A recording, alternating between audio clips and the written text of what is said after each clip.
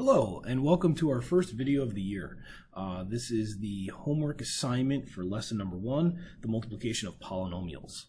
One of the things to know before we get started is this lesson is kind of an extension of what you learned in Algebra 1. And also, understanding this lesson will kind of help us in the next few lessons when we start to look at division of polynomials, because if you know how to multiply, you should be able to work backwards and be able to divide. So if you're having trouble with this, please come and see me for extra help. Hopefully this video helps you if you are stuck on your homework. If you're somebody that thinks that they're doing a good job on this and you just want to kind of fast forward and get to the answers and see if you did them right, and if you got them wrong, look back, that's awesome too. All right, so let's take a look at number 1.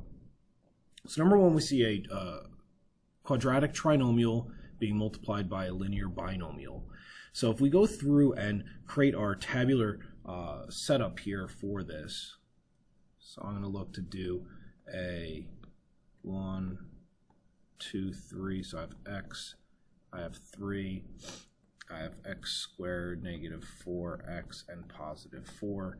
And then we can start multiplying out. So we have x times x squared. Well, that's going to give us x to the third power. I have 3 times x squared, which is 3x squared. I have x times negative 4x, which is negative 4x squared. 3 times negative 4x, negative 12x, and x times 4, 4x, and of course 3 times 4 we all know is 12. So now by setting up the tabular method here, we're able to clearly see what our like terms are. So I have some like terms here and here. So if we go through and combine those, we have a negative x squared, and we have a negative 8x. Then all we have to do is rewrite our final answer. So there was nothing here that combined with x cubed, so we just have x cubed. I combine my x squareds to make negative 1x squared. I combine my x's to make negative 8x. And there was nothing to combine 12, so we just have plus 12. This is what we would call a cubic polynomial. For number 2, we have a 2-term polynomial, so a linear binomial multiplied by a cubic polynomial with 4 terms. So we can kind of go through and make a little table again here. So I have 2x and negative 3. For this one, we need a little bit of a larger table since we have 4 terms in that second polynomial. One of the things that we talked about in class is we like seeing the last term of 1, because I kind of already know that this is going to stay as that binomial we're multiplying by. But we could also go through and get there once we get there. But let's start from the beginning here. 2x times x cubed. We have 2x to the 4th power.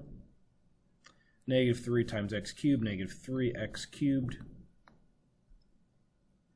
2x times x squared, 2x cubed. Negative 3x squared is that next box. Don't forget the 2. 2x times x is 2x squared, and lastly negative 3x. Again, just like the last one, we have some like terms here. Negative x cubed, negative x squared, negative x. Oh, isn't that fun? They all just are the same term with different exponents. So if we kind of go through, there was nothing to combine with 2x to the 4th. We combined our x cubed, our x squared, and our x's, and there was nothing combined with negative 3, so there's my answer.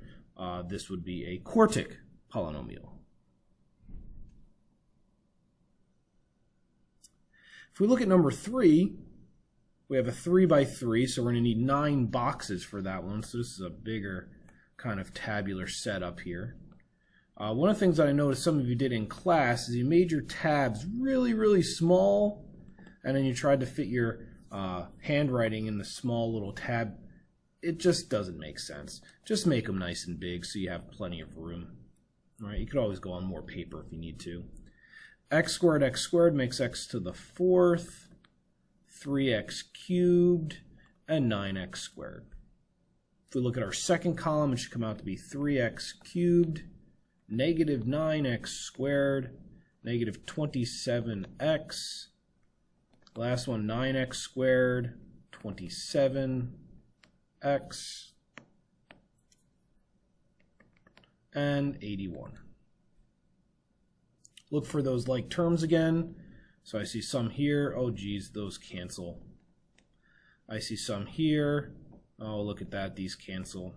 So I'm left with just 9x squared. And oh no, those cancel again. So we have a lot of terms here that are actually crossing out, which is nice, right? So there was nothing to kind of combine with x to the fourth. My x cubes become nothing, so I don't even have to write that. My x squareds, I had just 9x squared left. My x's canceled, and I'm left with an 81. There's my answer. That would be a quartic trinomial. All right, so let's talk about number 4. Number 4 is interesting because I noticed this is one that has 3 parentheses. We actually didn't even do one like this in class, but we should be able to apply the skill that we learned in class to this problem. So the problem here is we actually have to do this multiplication process twice. One of the things that we showed at the beginning of the period of class is instead of multiplying using this tabular method, we could do some distributing. So let's just practice that skill for a minute. So let's distribute this out. So essentially, I'm ignoring the first two terms. I'm ignoring the last term. Sorry, I'm just multiplying out the first 2 terms. All right. So what do those 2 first parentheses give me? And then eventually, I'll wind up multiplying it by this last one that I'm ignoring for right now. So if I distribute the t, I'm going to get t squared. I'm going to get negative t. If I distribute the 1, I'm going to get positive t and minus 1. My t's cancel, so I'm left with t squared minus 1. That then has to be multiplied by t squared plus 1. If I do some simple distributing again, I like the distributing when it's binomial times binomial. I think it's a little bit quicker. So this becomes t to the 4th minus t squared plus t squared minus 1. And again, we see those t squareds in the middle cancel. So I have t to the 4th minus 1. I'm hoping by looking at this problem, you started to see kind of a similar structure in the 2 questions. Although we're multiplying different things together, t's and t squareds, because they were what we call conjugates of each other, so binomials that have opposite sign but all of the same terms, when multiplied, the middle terms cancel. Right? So that's something that's kind of interesting that we can start to look for. Look for those patterns. This would be considered a quartic binomial as our answer. And the last question. Now, those of you that read this last question and said, wow, that's extremely scary. I don't know why that's in here. We didn't talk about that today in class. You have to remember that you did function notation in Algebra 1. This is just an extension of that. So this is just asking us to multiply f of x times g of x. Well, this is f of x, and this is g of x. So it's just a fancy way of saying multiply these 2 polynomials together. So I'm going to write it like we would normally see it. So 2x plus 1, 2x squared plus 1, and then we can set up our tabular method, or we could do our distributing. Now in class, I put in an extra term here. So I would have put in 0x.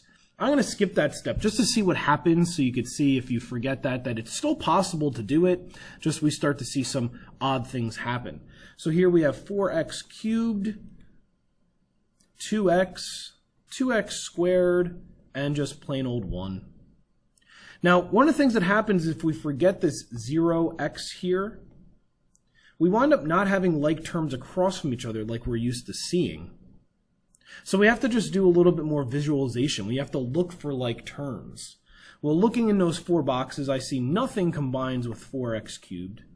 I see nothing combines with 2x squared. I see nothing combines with 2x, and nothing combines with 1. So we're done.